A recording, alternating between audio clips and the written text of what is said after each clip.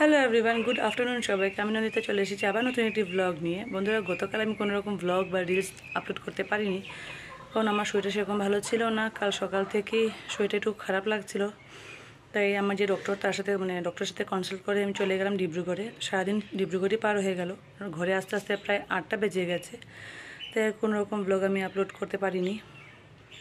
সকাল থেকেও আজ সবাই ফোন করছে, বাড়িতেও আসছে, তাই কোনো রকম ব্লগ করতে পারলাম না। তো এখন বাজে প্রায় 2টো, এখন থেকে ব্লগ স্টার্ট করছি।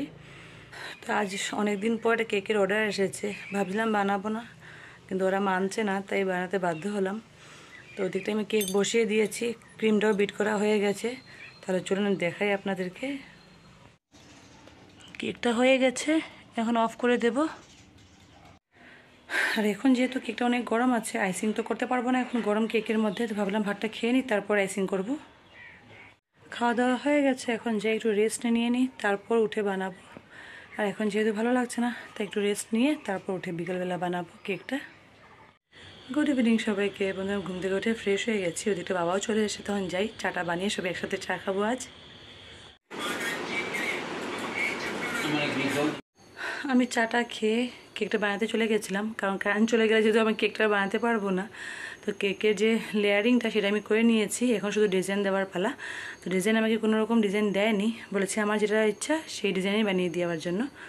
তো এটা সিম্পলে অনেক সুন্দর একটা ডিজাইন, যেটা আমার ভীষণ ভালো লাগে, আমি সেটাই দেবো ভাবছি। আর অনেক কেকে আমি এই ডিজাইন দিয়েছি, তাহলে চলুন আমি আপনাদেরকে দেখাই যে সেই ডিজাইনটা কীরকম।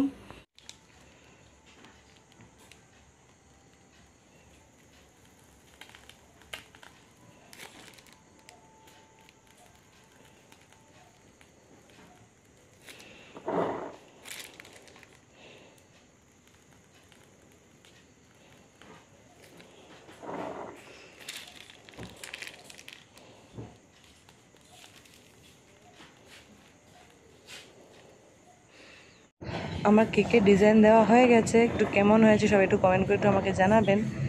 এই যে ফাইনাল লুক, আপনারা দেখেছেন আমার কেক বানানো কমপ্লিট হয়ে গেছে। আর জিনিসগুলো যেহেতু অগুছলো হয়ে গেছে, তো যাই সেগুলো গুছিয়ে রাখি।